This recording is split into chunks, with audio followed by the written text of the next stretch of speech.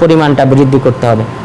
যেহেতু সময় ভেদে সওয়াবের পরিমাণ বৃদ্ধি পায়, যেমনভাবে স্থান ভেদে সওয়াবের পরিমাণ বৃদ্ধি পায়, ঠিক তেমনিভাবে জিকিরের পরিমাণ বেশি হলে ওই ইবাদতের সওয়াবের পরিমাণ বৃদ্ধি পায়। ঠিক অনুরূপভাবে কষ্টের পরিমাণ বেশি হলে সেখানে সওয়াবের পরিমাণ বেশি হয়। এরপর অর্থ ব্যয় যদি বেশি হয় কোনো ইবাদতে, তাহলে সওয়াবের পরিমাণ বেশি হয়। তাহলে এই হলো 5টা কারণ, যেই 5টা কারণে সওয়াবের তারতম্য হয়। তাহলে কোনো স্থানভেদে কি হয়, সওয়াবের পরিমাণ বৃদ্ধি পায়। যেমন আমরা মসজিদে নববীতে সালাত আদায় করলাম, ঈশার সালাত, এখানে সালাত আদায় করলে কত রাকাতের সমান? 1000 রাকাতের সমান। তাহলে এটা একটা স্থান, মসজিদে নববী একটা স্থান, এখানে এসে যদি কেউ সালাত আদায় করে তাহলে 1000 গুণ বেশি সওয়াব দান করা হয়।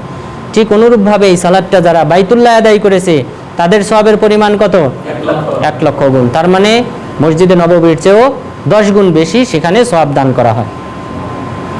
এরপর এই সালাতটা যদি আমরা বাইতুল মাকদেসে আদায় করতাম তাহলে সেখানে সওয়াবের পরিমাণ কত হতো? 250 রাকাতের সমান, 250 রাকাতের সমান।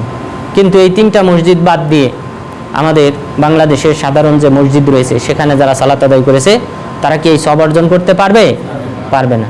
বরং এখানে যদি আমরা 5 ওয়াক্ত বা 10 ওয়াক্ত যদি সালাত আদায় করি তাহলে সারা জীবন, বাংলাদেশে সারা জীবন 100 বছর বয়স পেয়ে তিনি ইবাদত করে যেই সওয়াব অর্জন করবে, আমরা এখানে মাত্র 10 ওয়াক্ত সালাত আদায় করে তার চেয়ে বেশি সওয়াব অর্জন করতে পারব। তো সুতরাং স্থানভেদে সওয়াবের তারতম্য হয়। পাশাপাশি সময় ভেদে, যেমন কোনো ব্যক্তি যদি রমজান মাসে উমরা করে তাহলে সেটা কি উমরার সওয়াব দেওয়া হয়? কিসের সওয়াব দেওয়া হয়? হজের সমান। তাহলে রমজান মাসে উমরা করলে ওই উমরাটা আর উমরা থাকে না, সেটাকে হজের সমপরিমাণ সওয়াব দেওয়া হয়। বরং বিদায় হজ রাসূল সাল্লাল্লাহু আলাইহি ওয়াসাল্লামের যুগে, সেই হজে যেখানে তিনি নিজে উপস্থিত ছিলেন, আবু বকর রাদিয়াল্লাহু আনহুর মতো মুখলেস, মুত্তাকি, আল্লাহর ওলি, এই সকল ব্যক্তিরা যেখানে উপস্থিত ছিলেন, সেই বছর হজের যে সওয়াবের পরিমাণ, সে অনুরূপ সওয়াব আল্লাহ তাআলা দান করেন রমজান মাসে উমরা করলে। তাহলে এটা এই সময়ের ব্যবধানে সওয়াবের তারতম্য হয়, বেশি হয়, বার্ধক্য বেড়ে যায়, সেটার একটা অন্যতম নমুনা। ঠিক তেমনিভাবে আমাদের সওয়াবের তারতম্য হয় যদি কষ্টের পরিমাণ বেশি হয়। এরপর যদি অর্থ ব্যয় যদি বেশি হয় কোনো ইবাদতে, বাংলাদেশ থেকে যে যারা হজ করতে এসেছে তাদের যে অর্থ ব্যয় হয়েছে, সৌদি আরব থেকে যারা হজ করবে তাদের অর্থ কিন্তু তুলনামূলক কম ব্যয় হবে। তো সুতরাং যারা বাংলাদেশ থেকেও বেশি অর্থ ব্যয় করে হজ করবে তাদের সওয়াবের পরিমাণ তত বেশি হবে সৌদি আরব থেকে, মদিনা থেকে পারমিট নিয়ে যারা হজ করবে তাদের চেয়ে। এরপর যদি কষ্টের পরিমাণ বেশি হয় তাহলেও সওয়াবের পরিমাণ বেশি হবে। একজন যুবক তিনি হজ করতেছেন, আর একজন বৃদ্ধ ব্যক্তি হজ করতেছেন।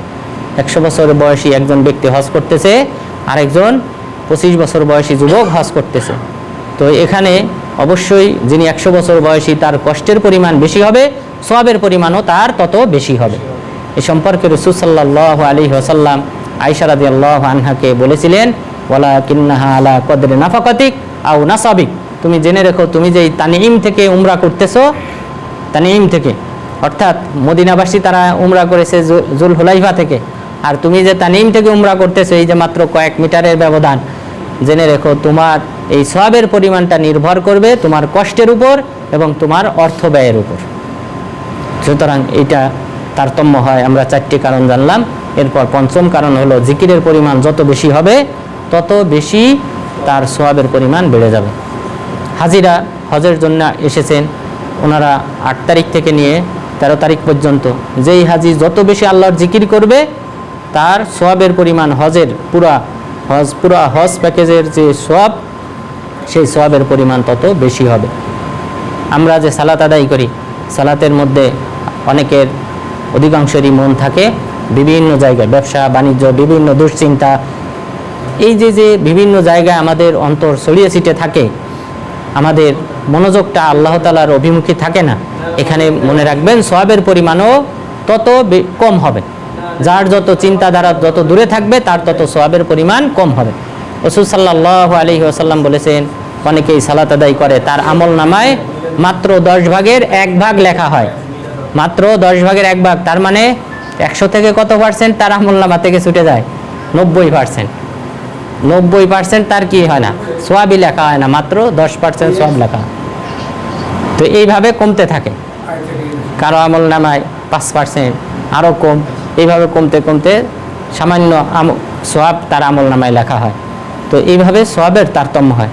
তাহলে কয়টি কারণে আমাদের সোয়াবের তারতম্য হয়? 5টি কারণে। তাহলে প্রথম কারণ হলো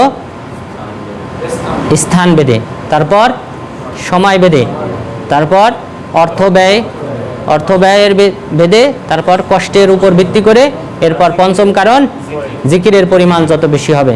তাহলে এই 5টি কারণে আমাদের সওয়াবের তারতম্য হয়ে থাকে যে কোনো ইবাদতের ক্ষেত্রে। এখন আমরা আমাদের আলোচনার সাথে সামঞ্জস্যপূর্ণ যেটা, সেটা হলো যুলহিজ্জা মাস। যুলহিজ্জা মাসের প্রথম 10 দিন যদি আমল করা হয়, রাসূল সাল্লাল্লাহু আলাইহি ওয়াসাল্লাম বললেন আল্লাহর রাস্তায় জিহাদ করার চেয়ে বেশি সওয়াব দান করা। সুতরাং আমাদেরকে ভুলে গেলে চলবে না, এই হাদিস আমাদের সর্বদা। আর মাত্র কয়েকদিন বাকি রয়েছে। আজ কত?